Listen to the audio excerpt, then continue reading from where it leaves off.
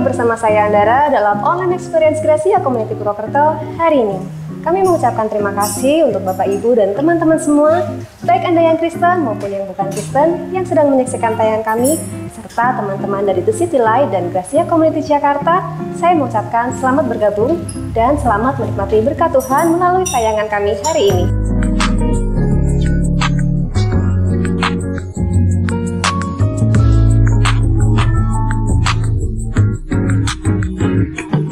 Hari ini nggak terasa sudah 1 tahun lebih online experience kami telah menjadi berkat untuk kita semua. Dan saya mengucapkan terima kasih untuk teman-teman yang sudah subscribe channel ini. Dan bagi yang belum, jangan lupa ya untuk subscribe channel kami di Gracia Community Purwokerto. Juga saya mengucapkan terima kasih untuk teman-teman semua yang sudah setia menyaksikan tayangan kami selama ini. Pastinya juga untuk rekan-rekan saya, all tim online GCC Purwokerto, Anda semua luar biasa. Tetap semangat, semakin gahar, dan selalu ramah ya. Tuhan Yesus memberkati kita semua. Dan sebentar kita akan menyaksikan Ibu Pendeta Lois yang akan memberikan renungan firman Tuhan dengan tema Why Fasting? Mengapa kita berpuasa? Nah, selengkapnya kita akan mendengarkannya dalam renungan firman Tuhan hari ini. Namun sebelumnya, kita akan menyaksikan rekan saya Yosi dan Kina beserta GCC Band Purwokerto yang akan membawakan sebuah lagu Engkau Tuhan yang Setia. So, jangan kemana-mana dulu ya, tetap stay di channel ini. Selamat menyaksikan, Tuhan Yesus memberkati.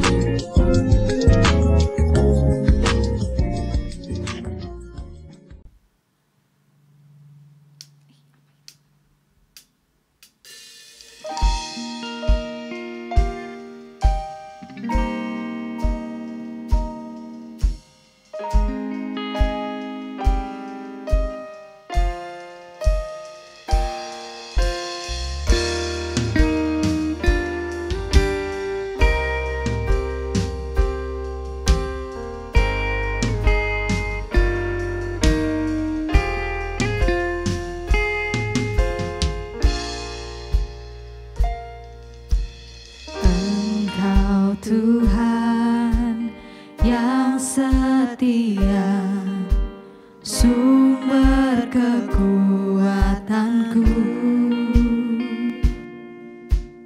Engkau Yesus, juru selamatku, harapanku, jawabanku.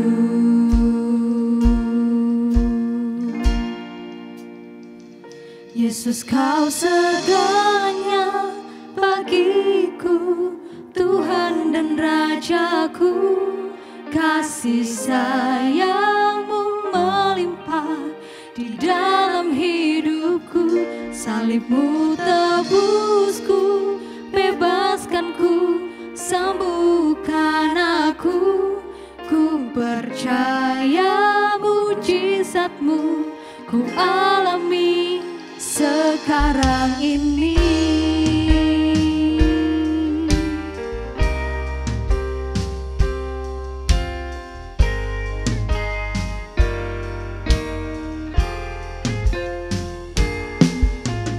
Engkau Tuhan yang setia, sumber kekuatanku. Engkau Yesus, juru selamatku, harapanku, jawabanku. Yesus, kau segalanya bagiku, Tuhan dan Rajaku. Kasih sayang-Mu melimpah di dalam hidupku. Salib-Mu tebusku, bebaskanku, sembuhkan aku. Ku percaya mujizat-Mu ku alami sekarang ini. Kau segalanya bagiku, Tuhan dan Rajaku. Kasih sayang-Mu melimpah di dalam hidupku. Salib-Mu tebusku, bebaskanku, sembuhkan aku. Ku percaya mujizat-Mu ku alami sekarang ini. Anugerah-Mu bagiku, tak sekalipun Kau tinggalkanku. Besar kasih setia-Mu, ku percaya padamu.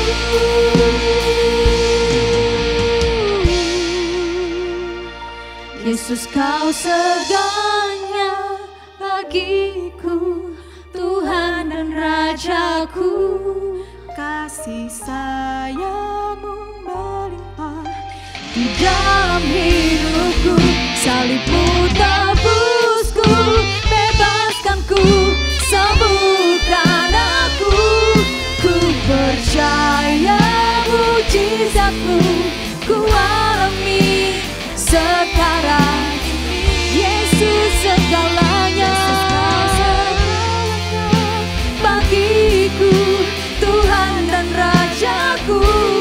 Kasih sayang-Mu melimpah di dalam hidupku. Salib-Mu tebusku, bebaskanku, sembuhkan aku. Ku percaya mujizat-Mu ku alami. Ku percaya mujizat-Mu ku alami sekarang ini.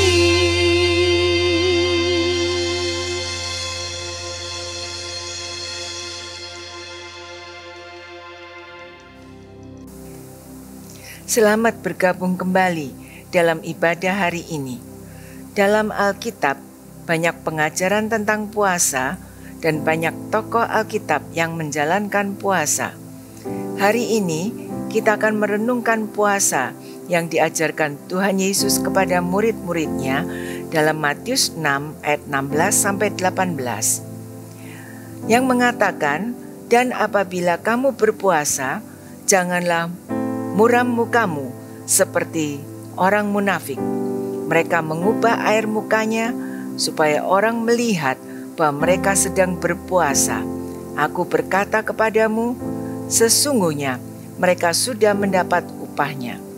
Tetapi apabila engkau berpuasa, minyakilah kepalamu dan cucilah mukamu, supaya jangan dilihat oleh orang bahwa engkau sedang berpuasa, melainkan hanya oleh Bapamu yang ada di tempat tersembunyi.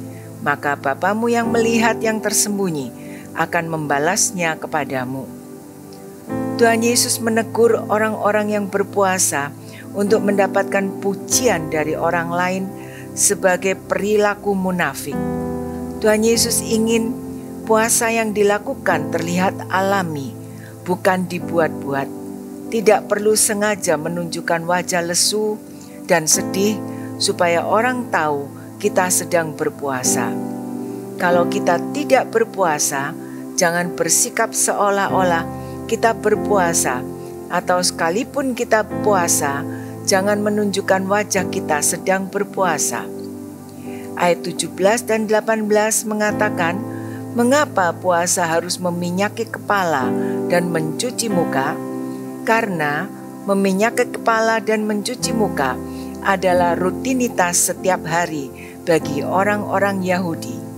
Dengan kata lain, Tuhan Yesus sedang menasihati para pengikutnya untuk berperilaku dan berpenampilan seperti hari-hari biasa ketika sedang berpuasa.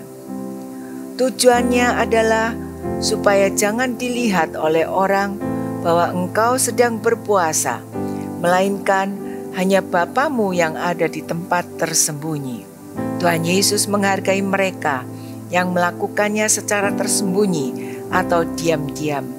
Karena Bapamu yang melihat yang tersembunyi akan membalasnya kepadamu. Jadi kesimpulannya, puasa yang kita lakukan harus tulus dan sungguh-sungguh. Memiliki motivasi yang baik saat berpuasa, bukan untuk memamerkan diri kita lebih baik atau lebih rohani dan saleh daripada orang lain, tapi untuk melatih kehidupan spiritual kita sendiri. Tujuan puasa bukan mengintervensi atau memaksa Allah untuk memberikan apa yang kita inginkan, tetapi lebih memahami kehendak dan rencana Allah dalam hidup kita. Karena puasa yang benar akan membuat kita lebih peka menjalani hidup ini sesuai kehendak Allah. Puasa yang murni mengacu pada mendekatkan diri kepada Tuhan dengan sepenuh hati, membantu kita berkonsentrasi pada doa dan melatih disiplin diri. Puasa akan membuat kita memiliki hubungan yang lebih intim dengan Allah. Lewat puasa, hubungan kita dengan Allah akan bertambah erat. Kehidupan kita lebih berpusat kepada Allah. Karena itu, milikilah cara dan sikap puasa yang baik, benar dan murni. Karena Bapamu yang ada di tempat tersembunyi, yang melihat yang tersembunyi akan membalasnya kepadamu. Orang Israel berpuasa untuk memohon supaya Tuhan memulihkan bangsa mereka dan segera mendatangkan Sang Mesias. Mereka juga sering berdoa dengan seruan-seruan yang keras agar Tuhan mendengar dan segera memulihkan. Tuhan menegur orang-orang semacam ini. Demikian juga dengan berpuasa. Mereka punya tujuan agar orang lain melihat betapa hebat beban mereka umat Tuhan. Seperti Tuhan menegur orang munafik dalam berdoa, Tuhan juga mengatakan bahwa tindakan munafik seperti memamerkan diri dan berpuasa adalah hal yang tidak akan dilihat oleh Bapa di surga. Apa gunanya berpuasa bila Tuhan tidak mempedulikannya? Puasa dilakukan karena Tuhan ingin melihat dan memberikan belas kasihan. Banyak orang telah kehilangan esensi utama dari berpuasa dan berdoa. Mereka menjadikan doa dan puasa sebagai rutinitas yang menunjukkan tingkat rohani seseorang. Saat kita masih mementingkan penilaian orang lain atas tingkat rohani diri sendiri, maka sebenarnya kerohanian kita sedang berada dalam keadaan sakit. Orang yang kerohaniannya matang dan dewasa tidak merasa perlu dinilai oleh orang lain, asalkan Tuhan memberikan belas kasihan dan perkenannya, itu lebih dari cukup. Dalam Alkitab, berpuasa menunjukkan disiplin berpantang makanan dengan maksud rohani. Puasa harus dipandang sebagai suatu tindakan rohani tersendiri. Alkitab memperkenalkan puasa sebagai sesuatu yang baik, berguna, dan perlu dilakukan. Dalam Kisah Rasul dicatat tentang orang-orang percaya yang berpuasa sebelum mereka mengambil keputusan-keputusan penting. Tujuan berpuasa adalah melepaskan mata kita dari hal-hal duniawi dan berpusat pada Tuhan. Berpuasa juga merupakan salah satu sarana bagi kita untuk lebih mendekatkan diri kepada Tuhan. Puasa sering dilakukan banyak orang Kristen, terutama saat berada dalam kesesakan dan masalah yang berat. Tetapi tidak sedikit orang yang kurang mengerti arti puasa yang sesungguhnya.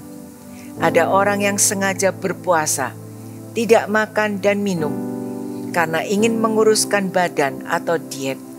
Memang puasa tidak diwajibkan dalam kehidupan orang percaya, tetapi sesungguhnya puasa itu baik untuk dilakukan dengan tujuan melatih penguasaan diri, membuat kita menjadi lebih fokus dalam berdoa dan juga melatih kepekaan rohani. Saat kita berdoa dan berpuasa, berarti kita merendahkan diri di hadapan Tuhan, menunjukkan kesungguhan hati dan menarik kuasa Tuhan turun dalam hidup kita. Derek Prince berkata dalam buku Prayer and Fasting, berpuasa bukan saja membuat manusia rohani kita bertumbuh, tetapi juga dapat membuat perubahan pada satu bangsa. Ada begitu banyak manfaat dari berpuasa, apalagi bila mengalami kejenuhan dan kekeringan rohani. Penting bagi kita untuk melakukannya. Tujuan berpuasa adalah untuk merendahkan diri di hadapan Tuhan. Kita menyadari keberadaan kita sebagai manusia yang penuh dengan kelemahan dan kekurangan. Merendahkan diri di hadapan Tuhan, kita mengakui dosa dan kesalahan kita di hadapan Tuhan, mengakui kebesaran Tuhan dan kasih-Nya kepada kita. Tidak sibuk dengan kepentingan dan urusan pribadi. Orang Israel pernah berpuasa di hadapan Tuhan dan mereka merasa heran karena puasa mereka tidak dihiraukan Tuhan sehingga mereka protes. Tuhan memberi jawaban bahwa yang terjadi karena mereka berpuasa dengan cara yang tidak benar. Saat berpuasa, kita harus fokus kepada Tuhan, bukan pada urusan pribadi kita atau pada kesenangan kita.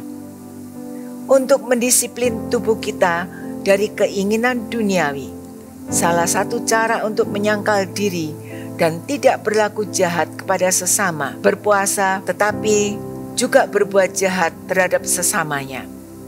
Kita tidak bisa berpuasa sambil melakukan kejahatan, misalnya menipu atau membohongi seseorang.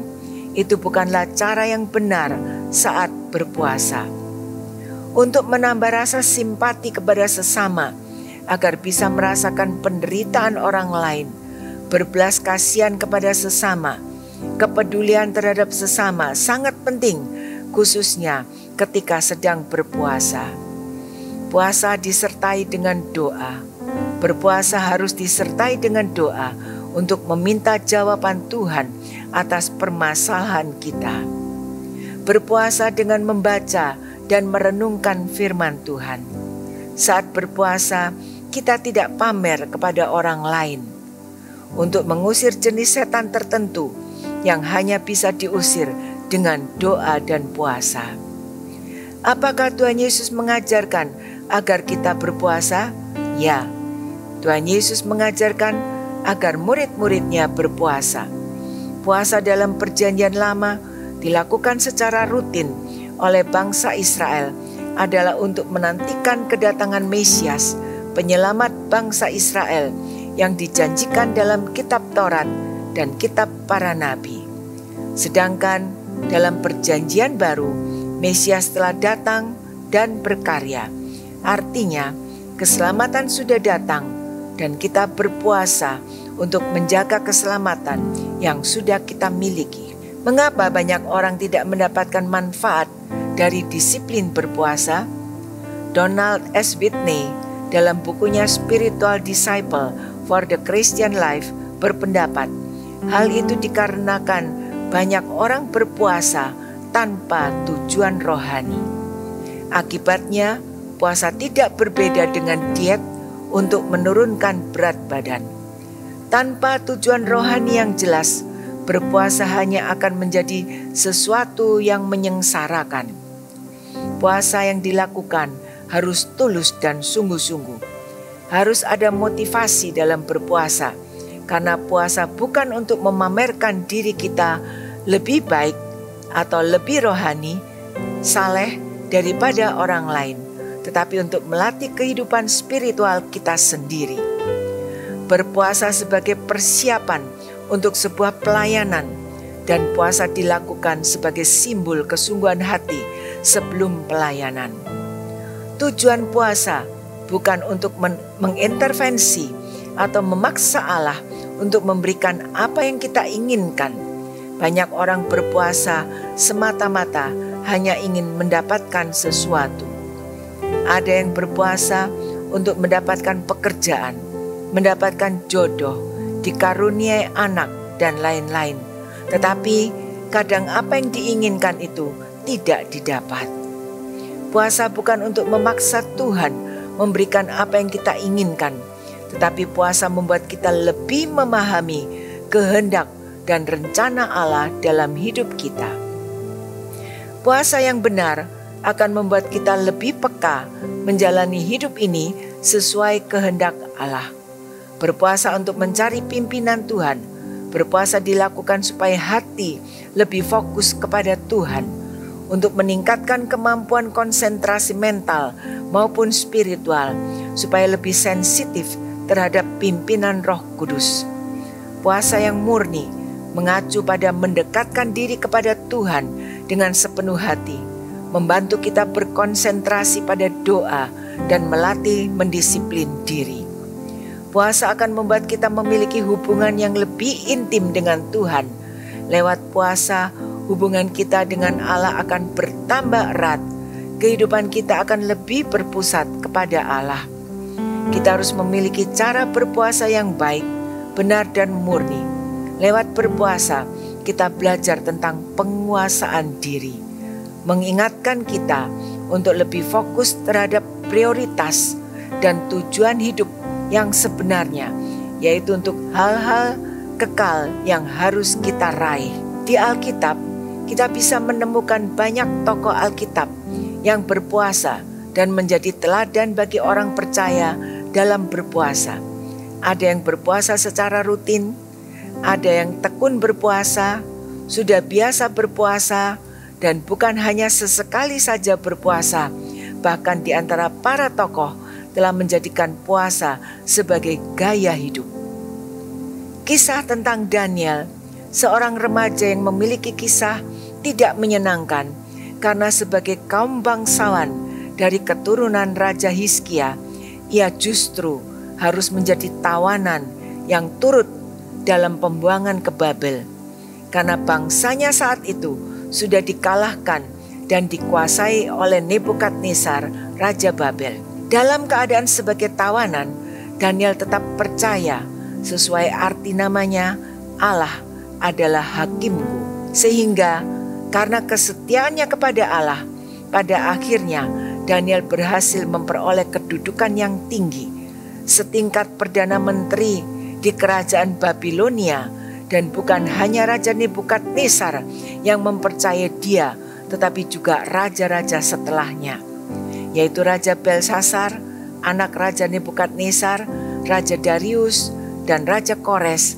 Mereka semua mempercayai dan memberikan Daniel kedudukan yang tinggi. Dari kisah Daniel ini ada 4 hal yang dapat dipelajari. Yang pertama, tidak serupa dengan dunia. Daniel 1 ayat 8 mengatakan, Daniel berketetapan untuk tidak menajiskan dirinya dengan santapan raja dan dengan anggur yang biasa diminum raja. Dimintanyalah kepada pemimpin pegawai istana itu supaya ia tidak usah menajiskan dirinya. Santapan dan anggur yang biasa diminum raja merupakan gambaran kebiasaan-kebiasaan yang menjadi standar dan gaya hidup dunia. Hidup di tengah lingkungan sosial yang kotor seringkali membawa tantangan yang tidak mudah bagi setiap pengikut Yesus. Ketika kita tidak ikut menjadi kotor, maka kita akan berhadapan dengan banyak orang yang akan menjadi musuh kita. Misalnya, saat kita masuk di lingkungan kerja yang korup, jika kita tidak ikut korup, maka dapat dipastikan bahwa kita akan berhadapan dengan rekan kerja yang akan terus memusuhi dan berusaha menyingkirkan kita. Sehingga tidak jarang umat Tuhan memilih untuk larut dalam perbuatan kotor itu yang mengakibatkan kita meninggalkan prinsip-prinsip iman dan mengabaikan tanggung jawab untuk menjaga kekudusan hidup kita. Daniel sekalipun masih muda, namun ia menunjukkan sikap yang sungguh-sungguh ingin tetap memelihara kekudusan di tengah lingkungan yang kotor. Saat ia diminta Raja Nebukadnezar untuk bekerja di istananya, Daniel berketetapan untuk tidak menajiskan dirinya dengan santapan raja dan dengan anggur yang biasa diminum raja. ketetapan Daniel ini ternyata mendapat dukungan penuh dari Allah. Dukungan Allah nyata melalui mengaruniakan kepada Daniel kasih dan sayang dari pemimpin pegawai istana, memberikan kepada Daniel dan teman-temannya pengetahuan dan kepandaian tentang berbagai tulisan dan hikmat. Bahkan kepada Daniel secara khusus, Allah mengaruniakan pengertian tentang berbagai penglihatan dan mimpi, sehingga didapati bahwa mereka 10 kali lebih cerdas daripada semua orang berilmu dan semua ahli jampi yang ada di seluruh wilayah kekuasaan Nebukadnezar. Membaca kisah hidup Daniel mengingatkan kita kepada karya pemeliharaan dan dukungan Allah pada umat yang benar-benar ingin menjaga kekudusan hidupnya. Allah mendukung dan memampukan Daniel untuk menjaga kekudusan hidupnya. Menjaga kekudusan dalam hidup memang bukan perkara yang mudah. Terlebih jika kita hidup dan bekerja di lingkungan yang kurang baik. Allah tidak pernah membiarkan umatnya berjuang sendirian. Allah berkenan memberikan pemeliharaan dan dukungan penuh bagi umatnya yang ingin menjaga kekudusan hidupnya. Karena itu, jangan takut dan jangan ragu. Jagalah kekudusan hidupmu. Katakan tidak terhadap hal-hal yang dapat menajiskan hidupmu. Percayalah, Allah akan terus memelihara dan mendukung perjuangan hidup kita. Kita memang hidup di dunia ini. Tuhan tidak menghendaki kita mengambil bagian dari berbagai pengaruh dan arus tren dunia, dan jangan kita mengasihi dunia dan apa yang ada di dalamnya. Setiap anak Tuhan harus memiliki cara hidup seperti Daniel, dengan tidak serupa dengan dunia dalam hal cara berpikir. Roma 12 ayat 2 mengatakan, janganlah kamu menjadi serupa dengan dunia ini, tetapi berubahlah oleh pembaruan budimu, sehingga kamu dapat membedakan manakah kehendak Allah, apa yang baik, yang berkenan kepada Allah, dan yang sempurna. Tidak serupa dengan dunia, dengan belajar berpikiran baik dan benar terhadap semua orang. Kita diperintahkan tidak hanya agar tidak berbuat jahat, tetapi juga jangan mempunyai pikiran yang jahat yang sama dengan dunia. Cara menilai, tidak menilai orang dari luar saja, kecantikannya, kedudukannya, kekayaannya, atau kepintarannya, tetapi belajar untuk melihat hatinya. 1 Samuel 16 ayat 7, manusia melihat apa yang di depan mata, tetapi Tuhan melihat hati. Tidak menuruti keinginan daging, keinginan mata, serta keangkuhan hidup. Manusia tidak akan pernah puas dengan apa yang didapat. Apapun yang diperoleh tidak pernah membawa kepuasan yang otentik dan hakiki. Kepuasan hanya diperoleh bila hati telah dijamah dan diubah oleh Tuhan. Apabila hati telah didiami Roh Kudus, pola pikir manusia akan diubahkan. Manusia tidak akan lagi sekedar melihat kebutuhan jasmani saja, tetapi dia akan merasa ada kebutuhan lain yang jauh lebih penting, yaitu kebutuhan jiwa dan kebutuhan rohani. Yang kedua, punya partner atau tim kerja. Daniel 2 ayat 17-19. Kemudian pulanglah Daniel dan memberitahukan hal itu kepada Hananya, Misael, dan Asaria, teman-temannya, dengan maksud supaya mereka memohon kasih sayang kepada Allah semesta langit mengenai rahasia itu, supaya Daniel dan teman-temannya jangan dilenyapkan bersama-sama orang-orang bijaksana yang lain di Babil. Maka rahasia itu disingkapkan kepada Daniel dalam suatu penglihatan malam. Lalu Daniel memuji Allah semesta langit. Di balik kesuksesan Daniel ada teman-teman yang tangguh, yang menjadi partner atau kawan kerja yang selalu siap mensupport dan menjadi tim suksesnya. Keberhasilan membutuhkan orang lain. Karena itu kita harus membangun hubungan yang baik dengan orang-orang sekitar kita dan juga menjadi partner yang baik bagi teman-teman dan pemimpin kita. Membangun hubungan yang baik karena manusia diciptakan sebagai makhluk sosial yang harus saling terhubung satu sama lain untuk bisa hidup dengan lebih baik. Berdua lebih baik daripada seorang diri. Tuhan Yesus mengutus murid-murid memberitakan Injil juga berdua-dua. Kita bisa menjadi partner yang baik dengan saling mendoakan seperti teman-teman Daniel. Saling memperhatikan, mendorong dalam kasih dan dalam pekerjaan baik. Tidak lupa diri setelah sukses. Yang ketiga, memiliki roh yang luar biasa, Spirit of Excellence. Daniel 6 ayat 4 mengatakan, maka Daniel ini melebihi para pejabat tinggi dan para wakil raja itu, karena ia mempunyai roh yang luar biasa dan raja bermaksud untuk menempatkannya atas seluruh kerajaannya. Roh yang luar biasa, Spirit of Excellence, tidak dinilai dari status dan kepintaran seseorang, tetapi dari sikap dan karakter pantang menyerah untuk berusaha melakukan dan memberikan yang terbaik. Sikap dan karakter tersebut dimiliki Daniel sehingga ia melebihi para pejabat tinggi dan para wakil raja.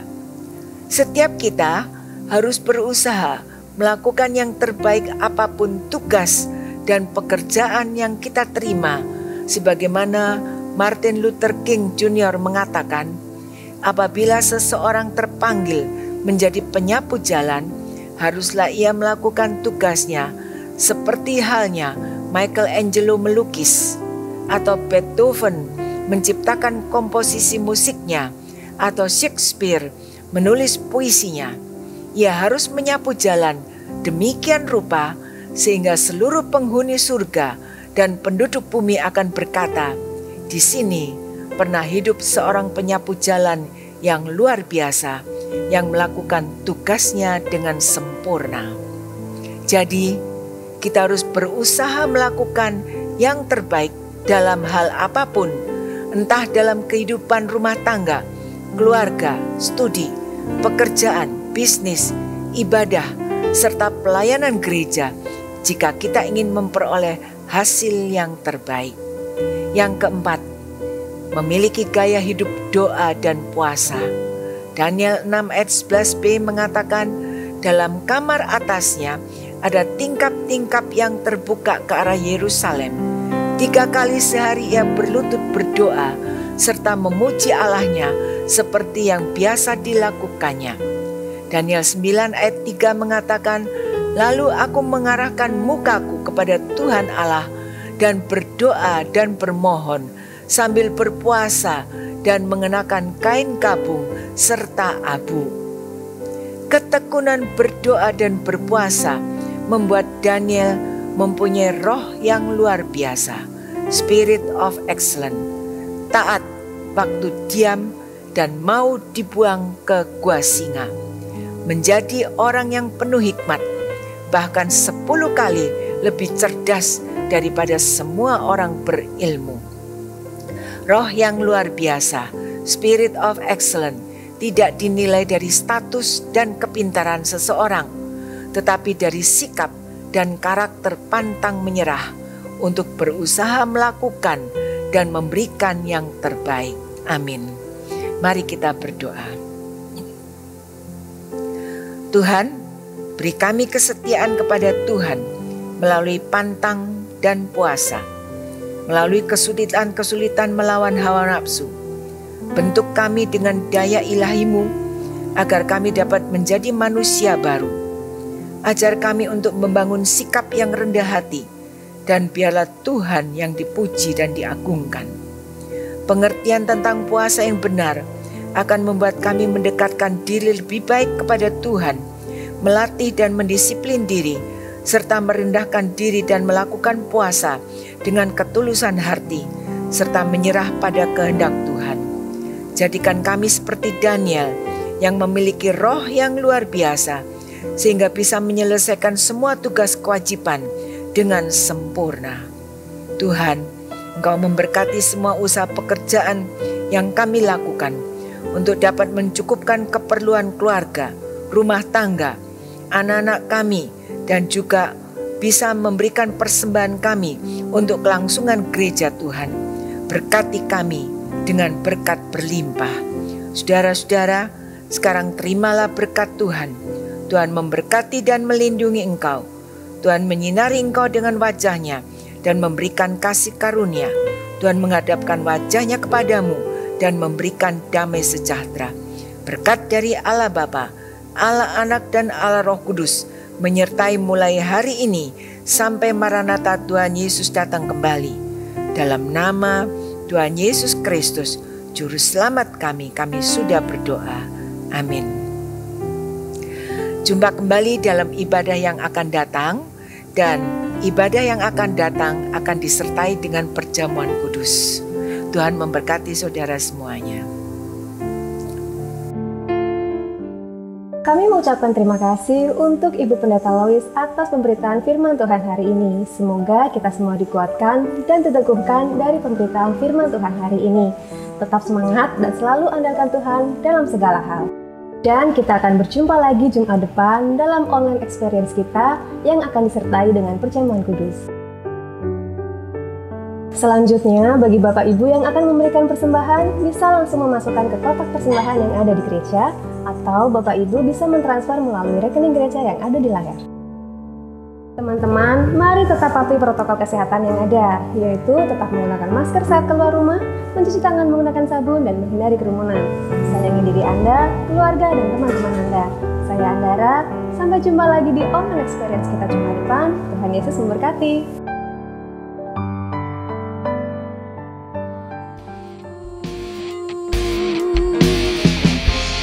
Ku percaya padamu,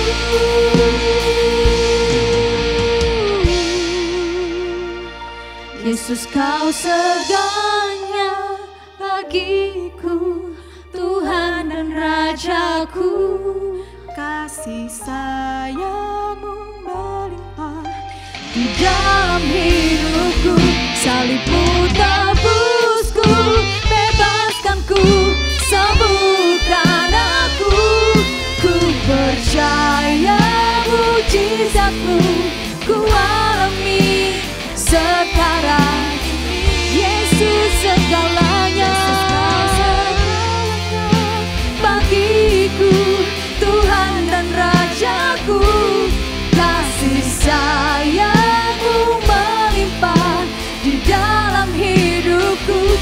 Salib-Mu tebusku, bebaskanku, sembuhkan aku. Ku percaya mujizat-Mu ku alami. Ku percaya mujizat-Mu